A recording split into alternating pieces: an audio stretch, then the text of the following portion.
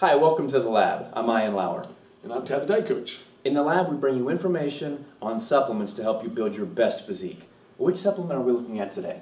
Today we're going to talk about Longjack. It's the herb Longjack. It's not a device that you use to break into cars. It is or to secure your car. It is an herb that is thought to increase testosterone levels. Now, while there is some substantial evidence that suggests that it does increase testosterone, and it actually does naturally increase testosterone levels, but it does it in a very specific way. The long and short of it is this. If your testosterone levels are healthy and strong, it's probably not going to help you that much. That's just the evidence that seems to be resonating.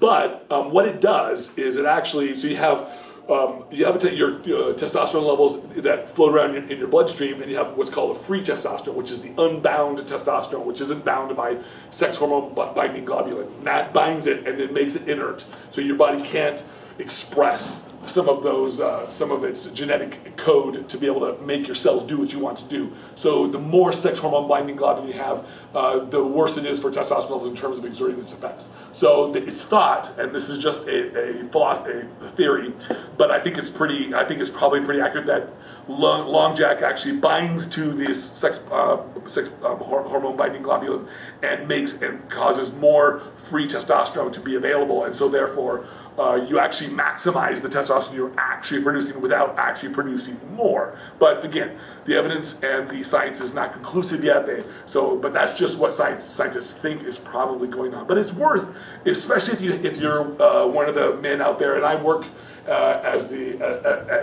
very closely with HRT Clinic as the chief HRT officer, giving advice and to athletes and to people, and especially a lot of men who have low testosterone. And I'll tell you that it's so common now to have low testosterone. So this is a great natural alternative that doesn't accelerate or increase estrogen levels that you can do to help bring your testosterone levels up naturally, in combination with some other healthy things too, like ZMA and perhaps maybe even Tribulus, although I'm not a big fan of Tribulus, although it does work. I'm a bigger fan of Yohimbe, although Yohimbe, the only side effect that I've experienced that's congruent with probably about 50% is that it does elevate blood pressure a little bit.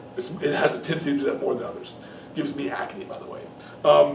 So Longjack is worthwhile to look into if you have low testosterone or if you think you have low testosterone, but not probably if you're a fully healthy, functioning adult that is producing testosterone at a high level. But but definitely you may get value out of it. So again, the science isn't clear, but I think it has some value.